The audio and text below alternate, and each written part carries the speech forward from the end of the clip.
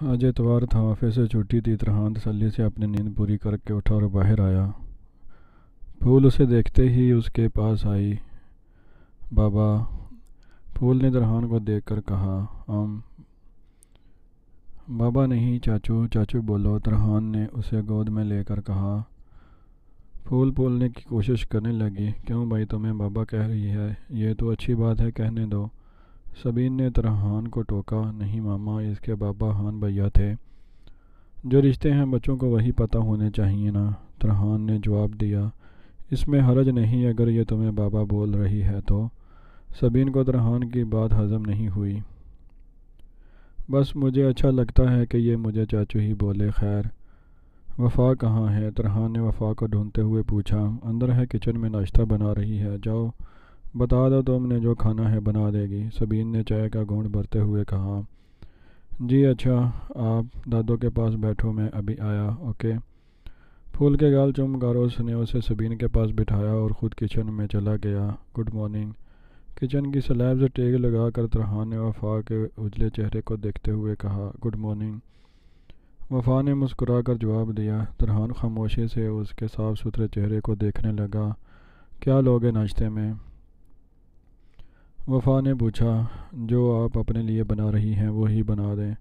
ترہان نے نظر ہٹائے بغیر جواب دیا۔ میں تو آملیٹ بنا رہی ہوں اپنے لیے، تمہارے لیے بھی بنا دیتی ہوں۔ وفا نے سامنے پڑا پیاز اٹھاتے ہوئے کہا۔ لائیں پیاز میں کاٹ دیتا ہوں۔ ترہان نے آفر کی۔ کیوں، میں کٹ کر لوں گی۔ وفا نے چونک کر اسے دیکھا۔ نہیں، وہ آپ کی آنکھوں میں جلن ہوگی نا، میرا مطلب ہے کہ آپ کی آنکھوں میں بہت پانی آ جاتا ہے۔ ترہان نے پیار سے وفا کو دیکھ کر کہا۔ اچھا تو کوئی، کیا تمہاری آنکھوں میں یہ پانی نہیں آئے گا؟ وفا نے طنزیہ پوچھا۔ میری آنکھوں کی خیر ہے، آپ کی آنکھوں میں آنسو برداشت نہیں ہوتے۔ ترہان نے اس کی آنکھوں کو دیکھ کر کہا۔ اچھا ٹھیک ہے، تم کاٹ لو، میں انڈے پھینٹ لیتی ہوں جب تک، وفا نے گھبرا کر کہا اور ترہان کے سامنے سے ہٹ گئی۔ ترہان آرام آرام سے پیاز چھیلنے لگا۔ پیاز چھیلتے ہی اس کی آنکھوں میں جلن شروع ہو گئی۔ شاید زندگی میں پہلی بار وہ پیاز کاٹ رہا تھا۔ بار بار آنکھیں جھپک جھپک کر جلن کم کرنے لگا۔ آخر کار بہت مشکل سے اس نے پیاز کاٹ ہی لیے۔ یہ لے، کٹ گیا۔ آنکھوں کو اپنے ہاتھ کی پشت سے صاف کرتا ہوا بولا۔ دیکھا، تمہاری آنکھوں میں زیادہ جلن ہوئی، پاگل۔ وفا نے مسکرا کر اس کے ہاتھ سے کٹنگ بورڈ تھاما۔ جی میں نے کہا نا، میری خیر ہے، ترہان نے مسکرا کر جواب دیا اور پھر سے ویسے ہی اسے دیکھنے لگا۔ ترہان تم باہر جاؤ، میں بنا کر لاتی ہوں۔ وفا کو اس کے دیکھنے سے کفت ہوئی۔ وہ آپ کی ہیلپ کے لیے آیا تھا میں۔ ترہان کا دل وہاں سے جانے کا نہیں تھا، اسی لیے بہانہ بنایا۔ نہیں، اب کچھ نہیں ہے، بس یہ آملیٹ بنانا ہے، باقی سب ریڈی ہے، تم پلیز باہر جاؤ، وفا نے سختی سے کہا۔ جی ٹھیک ہے۔ ترہان نے آخری نظر اس پر ڈالی اور مایوسی سے باہر چلا گیا۔ یہ آپ کیا کر رہی ہیں؟ گر جائیں گے۔ ترہان روم میں آیا تو وفا ٹیبل پر چڑھ کر الماری سب سے اوپر والے پورشن میں کچھ رکھ رہی تھی۔ نہیں گرتی، یہ بچوں کا فالتو سامان یہاں رکھ رہی ہوں، سارا دن بکھرا رہتا ہے، وفا نے مسرور سے انداز میں کہا۔ آپ اتریں پلیز، میں کر دیتا ہوں، ترہان نے پریشانی سے کہا۔ ارے کہا نا میں نہیں گروں گی۔ اور وفا نے پلٹ کر ترہان کو جواب دینا چاہا، مگر بات پوری ہونے سے پہلے ہی وہ اپنا توازن کھو بیٹھی اور سیدھا ترہان کے اوپر آئی۔ ترہان نے بھی خود کی پرواہ کیے بنا اسے تھام لیا، مگر ترہان بھی اپنا بیلنس قائم نہ رکھ سکا اور وفا کو اپنے بازو میں سنبھالتا ہوا گر گیا۔ گرتے ہی ترہان کی کمر زور سے ٹائلز پر ٹکرائی۔ ترہان کو تکلیف تو محسوس ہوئی، مگر اسے وفا کی فکر تھی۔ آپ ٹھیک ہیں؟ ترہان نے خود کی تکلیف کو نظر انداز کرتے ہوئے پوچھا۔ وفا ترہان کے سینے پر سار رکھے ہوئے تھی، جبکہ ترہان نے اسے مکمل طور پر سنبھالا ہوا تھا۔ یس آئی ایم اوکے، تم ٹھیک ہو؟ وفا نے سر اٹھا کر ترہان کو دیکھا، جو اسی کو دیکھ رہا تھا۔ ترہان وفا کو اپنے اتنی نزدیک دیکھ کر کھو سا گیا۔ ترہان آر یو اوکے؟ وفا نے دوبارہ پوچھا۔ ہاں یس فائن۔ ترہان نے گھبرا کر وفا کے چہرے سے نظر ہٹائی۔ وفا اس کے سینے پر ہاتھ رکھ کر سہارا لیتی ہوئی اٹھ بیٹھی۔ سوری، میری وجہ سے، وفا نے اپنا ہاتھ دباتے ہوئے کہنا چاہا۔ ترہان بھی اٹھ کر بیٹھ گیا۔ کوئی بات نہیں، بس آپ کو چوٹ تو نہیں لگی؟ ترحان کو اپنی کمر میں درد سا محسوس ہوا، مگر اسے وفا کے درد کی زیادہ فکر تھی۔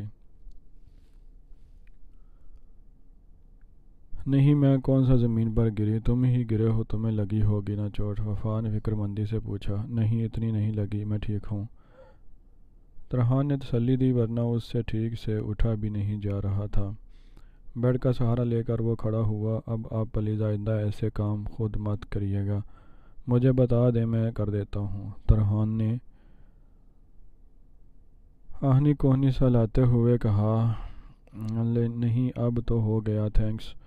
اچھا، ویسے اگر ابھی میں نہ ہوتا تو آپ کو بہت بری چوٹ لگتی، ترحان نے فکر مندی سے کہا۔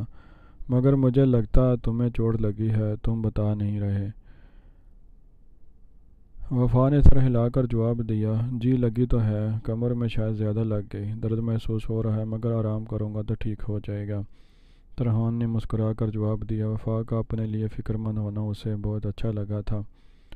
وہ اچھا ریسٹ کرو، یہ ٹیبلٹ دوں تمہیں؟ وفا نے پوچھا۔ ارے نہیں، اتنی بھی نہیں لگی۔ اچھا چھوڑیں، وہ میں پوچھنے آیا تھا کہ بچوں کو پارک لے جاؤں، تھوڑا بہل جائیں گے، ترحان نے وفا کو دیکھ کر پوچھا۔ روز ہی تو باہر لے کر جاتے ہو، دیکھ لو تمہاری کمر میں درد ہے، وفا نے کندھے اچکا کر جواب دیا۔ وہ ٹھیک ہو جائے گا، آپ بھی چلیں ساتھ، ترحان نے ایک امید سے پوچھا۔ ترحان، مجھ سے مت پوچھا کرو، مجھے ان سب چیزوں کا شوق نہیں رہا۔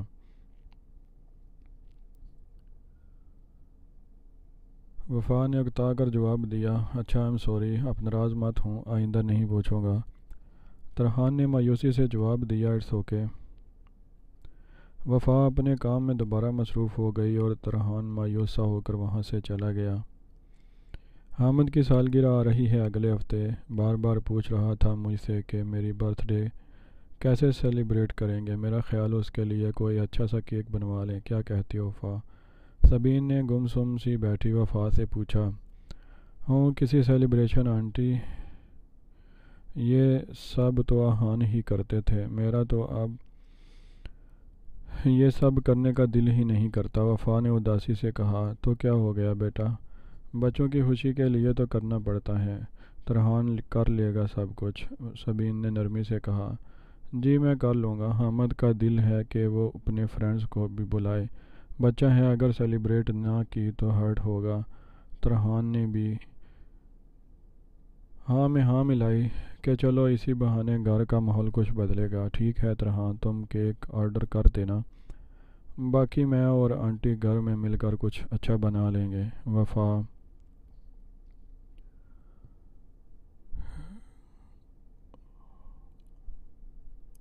وفا کو ماننا پڑا۔ جی ٹھیک ہے، کون سا کیک بناؤں؟ ترحان نے وفا کو دیکھ کر پوچھا۔ اسی سے پوچھ لینا، ویسے اسے اسپائڈر مین بہت پسند ہے، اسی کی تھیم پہ بنوا لینا۔ ٹھیک ہے، میں کل ہی آرڈر دے دوں گا، ترحان نے جواب دیا۔